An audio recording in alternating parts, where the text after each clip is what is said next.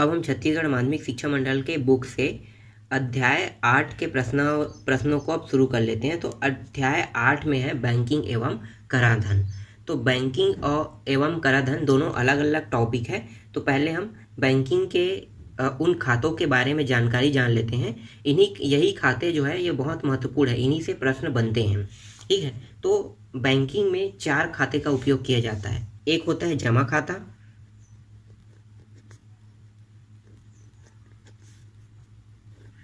दूसरा होता है चालू खाता,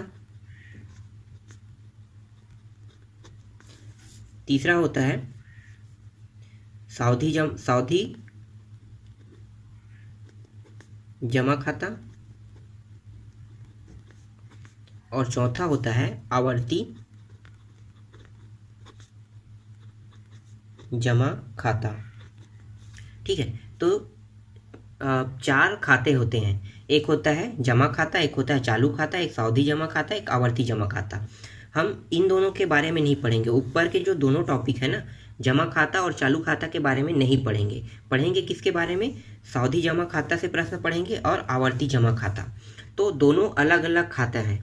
तो इन्हीं खातों के जो सूत्र है ना, वो दोनों के सूत्र अलग अलग होगा। जब सावधि जमा खाता का जिक्र होगा तो यहाँ पे मिश्र धन वाला सूत्र लगेगा। तो आपको ये याद रखना है कि सावधि जमा खाता मतलब मिश्र धन का सूत्र। मिश्र धन का सूत्र क्या होता है? मिश्र धन को दर्शाते हैं ए से, फिर पी कोष्टक के अंदर 1 + R/100, या तो टी लिखो या तो एन, दोनों एक ही है। ठीक है, तो इस सूत्र को उपयोग करेंगे कब? जब सावधि जमा खाता का उपयोग होगा। ठीक है, बात होगा तो। और आवर्ती जमा खाता, आवर्ती जमा खाता के लिए सूत्र क्या होगा? तो आवर्ती जमा खाता के लिए सूत्र होगा P × R/100 × 1/12 कोष्टक के अंदर n, फिर है n + 1/2। ठीक है, तो जब आवर्ती जमा खाता कहेगा तो हम इस सूत्र का उपयोग करेंगे, और जब सावधि जमा खाता कहेगा तो हम इस सूत्र का उपयोग करेंगे। आप लोग इसे याद रख लो। ठीक है, ये बहुत ही महत्वपूर्ण है। आप लोग जब क्वेश्चन जब आता है ना, तो आवर्ती और सावधि में आप कंफ्यूज हो जाते हो। आवर्ती में आप लगा देते हो सावधि जमा खाता का सूत्र, और सावधि में आप आवर्ती का लगा देते हो। तो यहाँ पे मैं आपको कन्फ्यूजन दूर करने के लिए यहाँ पे सावधि और आवर्ती दोनों को मैंने अलग अलग बता दिया है कि सावधि होगा तो कौन सा सूत्र उपयोग करेंगे, आवर्ती होगा तो कौन सा सूत्र उपयोग करेंगे। चलो अब आगे बढ़ते हैं इस अध्याय के प्रश्नों पे। तो यहाँ पे कुछ उदाहरण दिए हुए, ये बहुत ही महत्वपूर्ण एग्जाम्पल है, ये अक्सर एग्जाम में आते हैं। और यहाँ पे जो बैंकिंग का टॉपिक है और कराधान का टॉपिक है, दोनों अलग अलग है। आपको दोनों नहीं पढ़ना पड़ेगा। आप या तो बैंकिंग के जो टॉपिक है जैसे प्रश्नावली 1, तो या तो आप पूरा का पूरा प्रश्नावली 1 के जितने भी प्रश्न और एग्जाम्पल है सबको याद रख लो। आपको 2 को हल बनाने की ज़रूरत ही नहीं है, क्योंकि यहाँ पे बैंकिंग से प्रश्न जो आते हैं वो टोटल 7 नंबर के प्रश्न आएंगे। 5 नंबर का आएगा प्रश्नावली 1 से, 2 प्रश्न आने हैं 5-5 नंबर का। तो एक प्रश्नावली 1 से आएगा और एक प्रश्नावली 2 से आएगा, दोनों मिला के 2 प्रश्न रहते हैं एक अथवा करके। तो आप दोनों में से सिर्फ एक प्रश्न को अगर कंठस्थ याद करते हो, मतलब एक प्रश्नावली को कंठस्थ से याद कर लोगे, तो आपको दूसरा प्रश्नावली याद करने की ज़रूरत नहीं है। ठीक है, तो आप सिर्फ प्रश्नावली 1 के पूरे प्रश्न को अच्छे से याद रख लो, उदाहरण के साथ जो मैं बता रहा हूँ उसको भी। आपको प्रश्नावली 2 को देखने की ज़रूरत ही नहीं है। ठीक, तो चलो अब हल करते हैं एग्जाम्पल नंबर पहला को। ये बहुत ही महत्वपूर्ण प्रश्न है ना, बोर्ड एग्जाम में आते हैं। तो पहला एग्जाम्पल है, संतोष कुमार ने छत्तीसगढ़ विकास बैंक में 100 रुपये का मासिक आवर्ती जमा खाता 6 माह के लिए खोला। यदि ब्याज की दर 6% वार्षिक हो तो 6 माह पश्चात उसे कितनी परिपक्वता राशि प्राप्त होगी? इसमें देखो खाता क्या बोला है, सावधि बोला है कि आवर्ती बोला है? तो यहाँ पे आवर्ती खाता का जिक्र हो, तो सूत्र कौन सा लगेगा? सूत्र जो लगेगा, चलो आगे बात करेंगे इसके बारे में, पहले लिख लेते हैं क्या क्या दिया हुआ है। तो यहाँ पे दिया है 100 रुपये मासिक आवर्ती दिया हुआ है। इसका मतलब ये है कि ये है मूलधन। मूलधन को दर्शाते हैं P से। तो मूलधन का मान कितना है? 100 रुपये है। इसके बाद क्या दिया हुआ है? 6 माह का है, तो इसे हम N से दर्शाते हैं या T से, तो हम यहाँ पे N लिख लेते हैं, 6 माह। ठीक है, इसके बाद क्या है? इसके बाद है 6% वार्षिक। तो R से हम दर्शाते हैं दर को, और ये प्रतिशत कितना है? 6% वार्षिक है। ठीक, अब इसमें सूत्र हम कौन सा लगाएंगे, यहाँ पे तो आवर्ती जमा खाता का उपयोग हुआ है, तो आवर्ती जमा खाता का उपयोग हुआ है, इसके लिए जो सूत्र है वो है ब्याज बराबर, चूंकि ब्याज बराबर P गुणित R अपान 100 गुणित 1/12 कोष्टक के अंदर n+1 अपान 2, इस सूत्र का हम उपयोग करेंगे। तो देखो P का मान कितना है 100 है, यहाँ पे रखेंगे। R का मान कितना है 6 है। n का मान कितना है, देखो n का मान भी 6 है।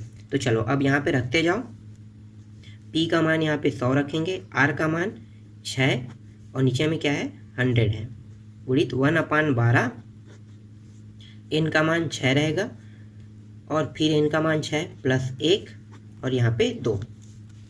चलो आगे अब क्या करेंगे, हल बस करेंगे। तो ये 100 और ये 100 कट गया दोनों, यहाँ पे 6 कम 6 दूनी, ये भी कट गया, बचा क्या है यहाँ पे सिर्फ 1/2 बचा। ठीक है, अब यहाँ पे देखो 2 एकम 2 तिया, ये भी कट गया, तो यहाँ पे बचा क्या 3 बचा और 6 और 1 कितना हो गया 7 हो गया, तो गुणित के रूप में लिखो इसे 7। चलो आगे हल करते हैं, 7 तिया कितना हो गया 21 और ये 2 अंदर गुणा होगा तो 2 एकम 2 हो जाएगा। ठीक है, तो 21/2 प्राप्त हो गया। इसे भी अब भाग दे दो, तो 2 एकम 2, फिर 2 पंचे 10, एक बचा है दशमलव लेंगे तो 10 हो जाएगा, तो फिर 2 पंचे 10, सॉरी 2 शून्य और 2 पंचे 10 हो गया। ठीक है, तो 10.5 यहाँ पे प्राप्त हो गया। तो ब्याज राशि कितना मिला 10.5 रुपया यहाँ पे ब्याज राशि मिला। अब चलो आगे हल करते हैं। अब यहाँ पे संतोष को कुल प्राप्त राशि अब निकाल लेते हैं। तो यहाँ पे लिखो संतोष को कुल प्राप्त राशि कैसे निकालोगे, कुल प्राप्त राशि, तो कुल प्राप्त राशि निकालोगे तो मूलधन कितना था 100 रुपये ना, तो मूलधन को P लिखते हैं हम लोग।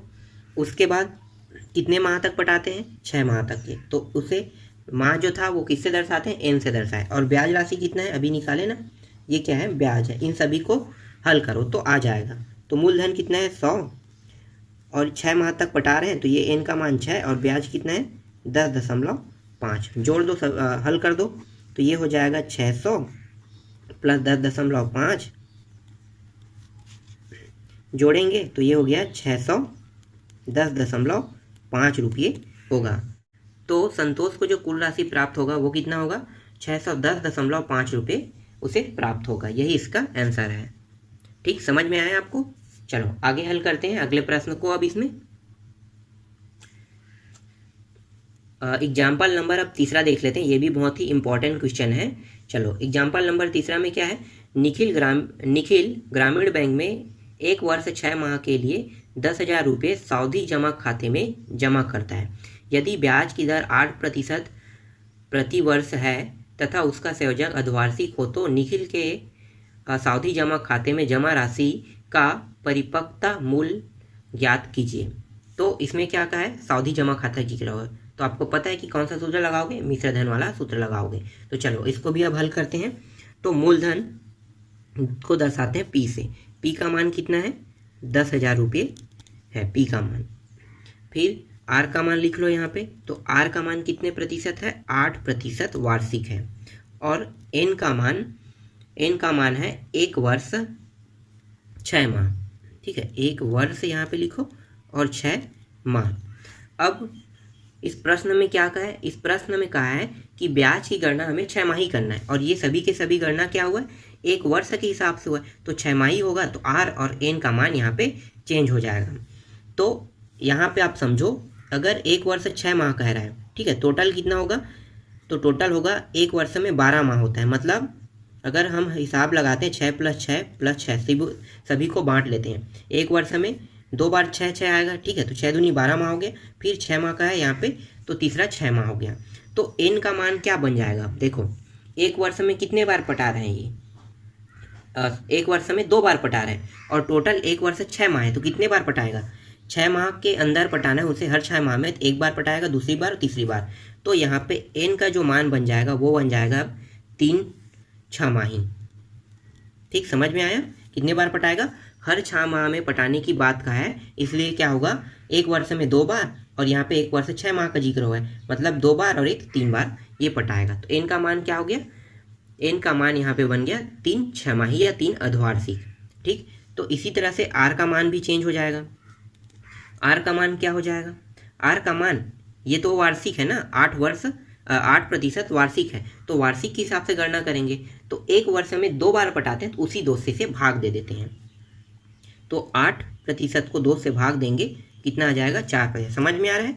एक वर्ष में 2 बार पटाते हैं और ये वार्षिक गणना है, ये 8% वार्षिक लिखा है, तो 2 बार पटाएंगे तो 2 से भाग देंगे, कितना आ जाएगा? 4 आ जाएगा।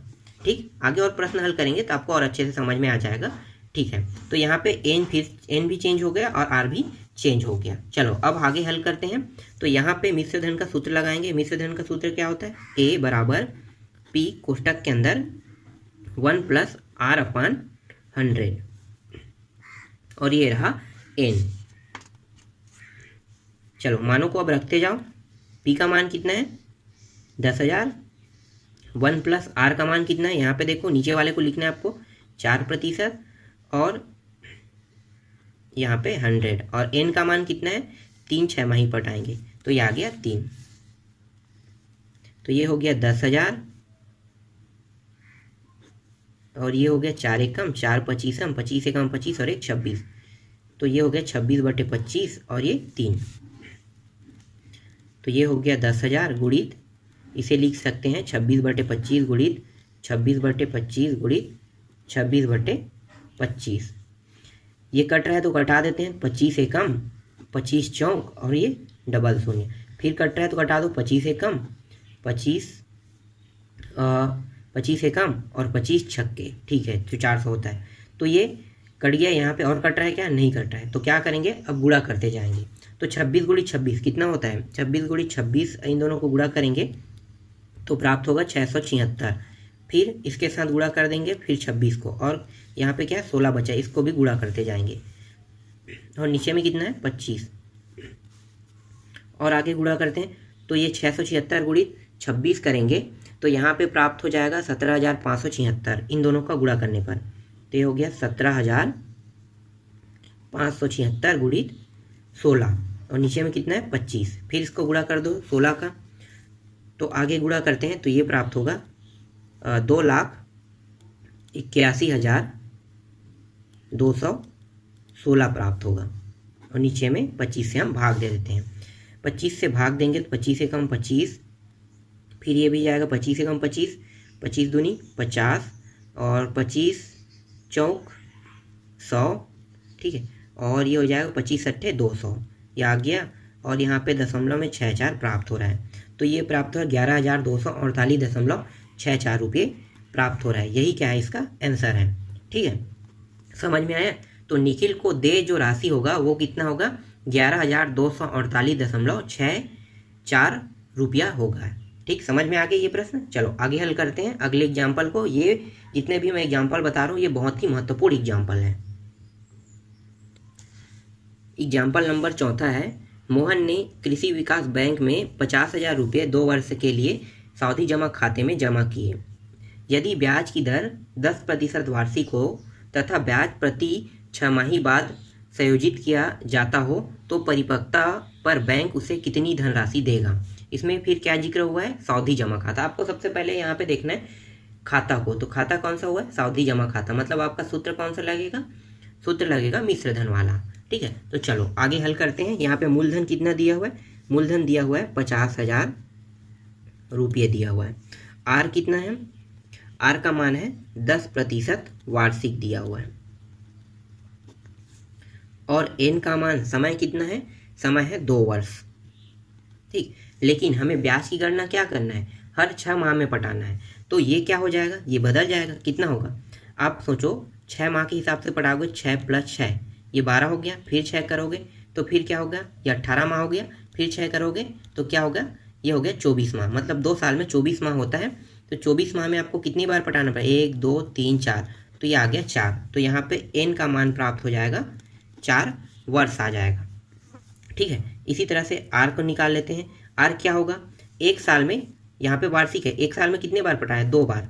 तो आर का मान 10 बटे कितना हो जाएगा? 2, तो ये आ जाएगा 5%।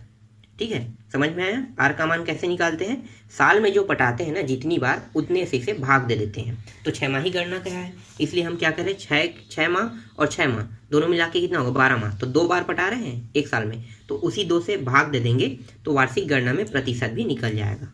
चलो आगे अब हल करते हैं। तो मिश्रधन निकाल लेते हैं। मिश्रधन का सूत्र क्या है, P1 + R/100 और ये हो गया N। P का मान है 50,000, 1 + R का मान कितना है 5/100 और N का मान कितना है 4 रहेगा। तो ये हो गया 50,000, 5 एकम 5 बीसम, 20 एकम 20, 20 और 1 21, 21/20 आ गया और ये 4। तो ये हो गया 50,000 गुणित 21/20 गुणित 21/20 गुणित 21/20 गुणित 21/20, 1 0 2 3 4, 1 2 3 4 कट गया ये। ठीक है, आगे हल करते हैं।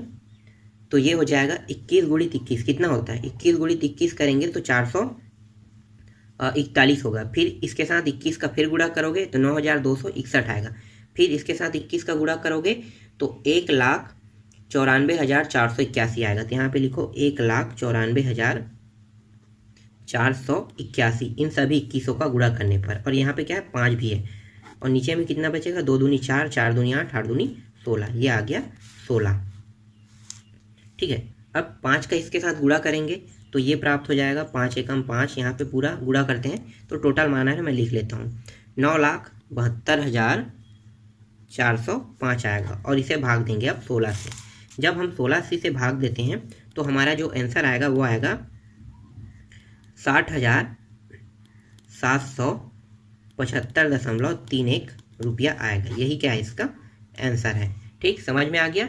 तो इस प्रकार मोहन को 2 वर्ष पश्चात कितनी धनराशि मिलेगा, 60,775.31 रुपया प्राप्त होगा। ठीक, तो इस तरह से एग्जाम्पल नंबर 4 को भी कंप्लीट कर दिया। ठीक है, एक और महत्वपूर्ण प्रश्न है, मैं उसको भी आपको बता देता हूँ। चलो आगे हल करें। मोहन ने बैंक में 100 रुपये प्रति माह की दर से 5 वर्ष के लिए आवर्ती जमा खाता खोला। यदि ब्याज की दर 6% वार्षिक हो तो 5 वर्ष पश्चात उसे कितनी धनराशि प्राप्त होगी। ठीक है, यहाँ पे कौन सा बैंक बोला, कौन सा खाता बोला है, आवर्ती जमा खाता, मतलब सूत्र क्या होगा, सूत्र ब्याज वाला लगेगा। ठीक है, तो चलो इसे भी हल करते हैं। तो यहाँ पे P का मान क्या रहेगा, 100 रुपया रहेगा। R का मान है 6% और N का मान कितना है 5 वर्ष। तो यहाँ पे जो वर्ष दिया है ना, वो जब भी आवर्ती जमा खाता का होगा तो उसमें हमें क्या करना है, माह में चेंज करना है हमें हमेशा। ठीक है, हमेशा किस में चेंज करना होता है, माह में। तो ये 6 वर्ष को माह में चेंज करोगे तो एक साल में कितने माह होते हैं, 12 माह, और ये 5 है तो क्या करेंगे 5 का गुणा कर देंगे, तो ये हो जाएगा 12 पंचे 60 माह हो जाएगा। ठीक, चेंज हो गया। तो N का मान कितना आ गया, 60 आ गया। अब सूत्र लगाओ यहाँ पे। तो ब्याज का सूत्र है P गुणित R/100 गुणित 1/12 N + 1 और ये रहा 2। मानों को रख दो। P का मान यहाँ पे 100 है, R का मान 6 है और नीचे में 100 गुणित 1/12। N का मान कितना है, देखो N का मान 60 है तो यहाँ पे 60 लिखोगे, फिर 60 + 1 और फिर 2। ये 100 कट गया, 6 कम 6 दूनी, ये भी कट गया। तो यहाँ पे बचा क्या, 1/2 बचा कोष्टक के बाहर में, और ये 2 एकम 2 तीसम कट गया। तो यहाँ पे 30 गुणित 60 और ये कितना हो गया 61 आ गया। चलो आगे हल करते हैं। तो ये 2 एकम 2 15 में कट गया, तो यहाँ पे बचेगा 15 गुणित 61 आएगा। आगे हल करो तो 15 एकम 15, 15 छक्के 90 और 1 91, तो ये आ गया 91, सॉरी 15 एकम 15 का 5 आएगा ये, और 15 छक्के 90 और 1 91, ठीक है, ये आ गया 915 आ गया। ठीक है, ब्याज राशि कितना आ गया, ब्याज जो है वो 915 रुपये प्राप्त हुआ। अब हम निकाल लेते हैं ब्याज के साथ। ठीक है, टोटल जो मूलधन है उसको इंक्लूड करके अब हल करेंगे। तो मोहन को कुल प्राप्त राशि, यहाँ पे लिखो मोहन को कुल प्राप्त राशि निकाल लेते हैं। तो मोहन को कुल प्राप्त राशि निकालने के लिए मूलधन का गुणा कर देते हैं माह के साथ। तो माह को n से दर्शाते हैं और फिर ब्याज राशि को जोड़ देते हैं। तो मूलधन कितना है? मूलधन है 100 रुपये। माह कितना है? 60 माह। और ब्याज कितना है? ब्याज है 915 रुपये। इन दोनों को हल करेंगे तो ये प्राप्त होगा 6000 आ जाएगा, प्लस 915 को इसके साथ जोड़ देंगे तो टोटल प्राप्त हो जाएगा 6915 रुपये प्राप्त होगा। ये इसका आंसर है। ठीक, समझ में आया? ये सभी के सभी प्रश्न बहुत ही महत्वपूर्ण है जो मैंने अभी बताया। अब इसके बाद हम प्रश्नावली के प्रश्नों को शुरू करेंगे।